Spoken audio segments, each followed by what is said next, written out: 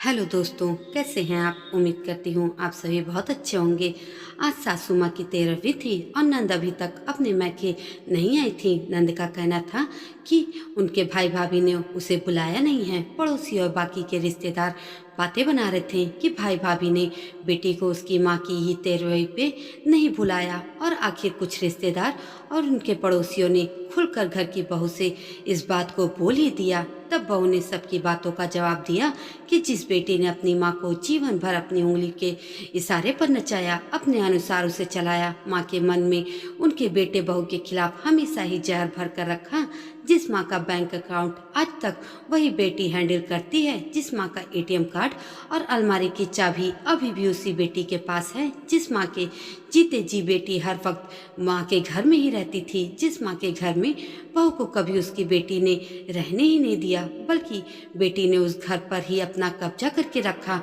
जिस माँ ने घर के एक पूरे फ्लोर पर बेटी ने ताला मार कर रखा हुआ है कि वह उसका हिस्सा है और शायद माँ के जाने से पहले अपने नाम पर भी करवा लिया होगा, जिस माँ के सारे जेवर जीते जी बेटी ने ले लिए, जो माँ अपनी सारी जमा पूंजी जो उनके पति उनके लिए छोड़कर गए थे अपनी बेटी को देकर गई हैं, जिस माँ की पेंशन का 90% वही बेटी इस्तेमाल करती थी, जिस माँ के पति यानी बेटी के पिता की कार आज तक माँ के घर में नहीं बल्कि बेटी के घर के बाहर खड़ी है और पिताजी के गुजरने के बाद से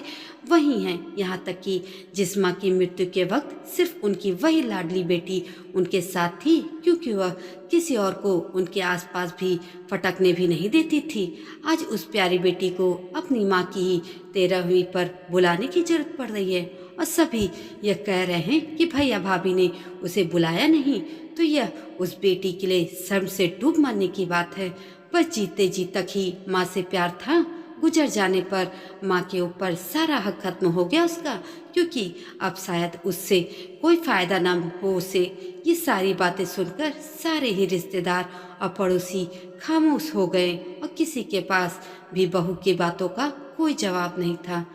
दोस्तों, ये वीडियो आपको जरा भी अच्छी लगी हो तो लाइक, कमेंट और शेयर जरूर करिएगा और मेरे चैनल को प्लीज़ सब्सक्राइब भी कर दीजिएगा। धन्यवाद।